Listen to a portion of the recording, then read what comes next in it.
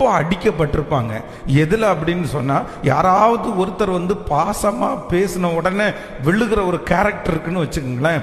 அப்படி பாசமா பேசி விழுந்துட்டாங்க. அவ்வளவுதான், விழுந்து அடிபட்டு உதப்பட்டு ஆண்டவர் அவங்கள தூக்கி எடுத்துட்டாரு.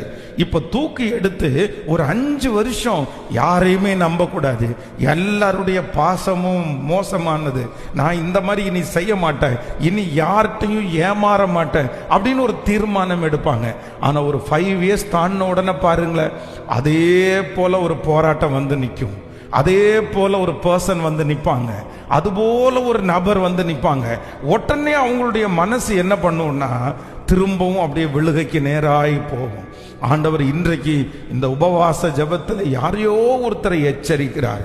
யாரோ ஒருத்தருக்கு ஆண்டவர் சொல்லுகிறார், ஏற்கனவே விழுந்த, ஏற்கனவே அடிபட்ட, ஏற்கனவே கர்த்தர் உங்களை காப்பாற்றின அந்த சத்துருவிடத்திலிருந்து ஒரு ஜெயத்தை கர்த்தர் கிருபையாய் தருவாராக. ஆமென் சொல்லுங்க பார்க்கலாம். கலப்பையின் மேல் கையை வைத்த நான் இனி பின்னிட்டு பார்க்க மாட்டேன். கைகளை மேல உயர்த்தி சத்தமா எல்லாரும் சொல்லுங்க பார்க்கலாம். முழு இருதயத்தோட சொல்லுங்க, அப்பா ஆண்டவரே, ஆமென் ஸ்தோத்திரம்.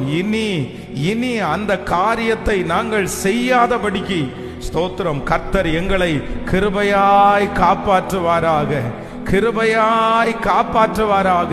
சொல்லுங்க, ஆண்டவரே, மறுபடியும் நான் விழாதபடி, மறுபடியும் என்னுடைய பரிசுத்த வாழ்க்கையை காத்துக்கொள்ள கைகளை உயர்த்தி, எனக்கு இரக்கம் செய்கிற கர்த்தர் நல்லவர், இரக்கம் செய்கிற கர்த்தர் நல்லவர், சத்துருடைய சகல தந்திரங்களையும் ஆமென் ஸ்தோத்திரம் உடைக்கிறவர் அவர் நல்லவர், நல்லவர், நல்லவர்.